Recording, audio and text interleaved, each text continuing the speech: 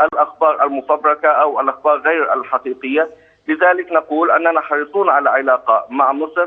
كان لنا علاقة قوية مع مصر في السابق، وحريصون أن يكون لدينا علاقة مع مصر الآن، لأن مصر من وجهة نظرنا هي كانت لكم علاقة ونأمل أن تستمر هذه العلاقة، لكن البعض بيسأل يا أستاذ طاهر، وفد حماس إيه اللي يوديه مكتب الإرشاد؟ ليه ما يروحوش رئاسة الجمهورية وهي جهة رسمية، يعني الجهة الرسمية في مصر الآن؟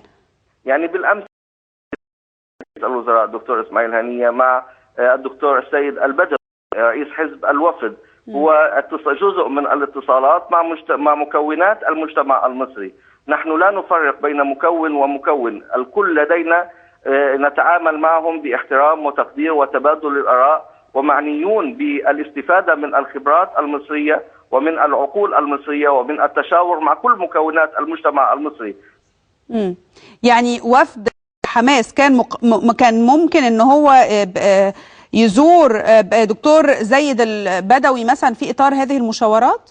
اكيد بالتاكيد، وانا اقول بوضوح ان الزياره القادمه لاي مسؤول لدينا في الحكومه او حماس لن تشمل فقط الاخوان، وانما ستشمل احزاب مصريه. وعلى سبيل المثال عندما انا كنت شخصيا في القاهره زرت على حزب التجمع وزرت رئيس حزب التجمع.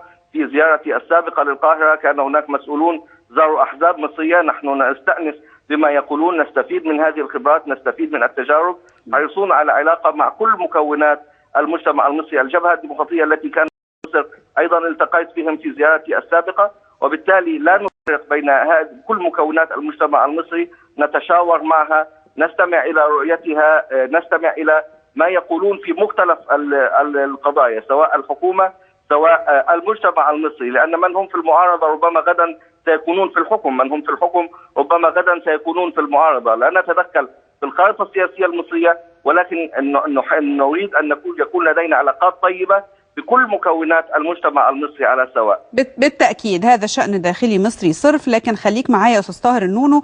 انا معاك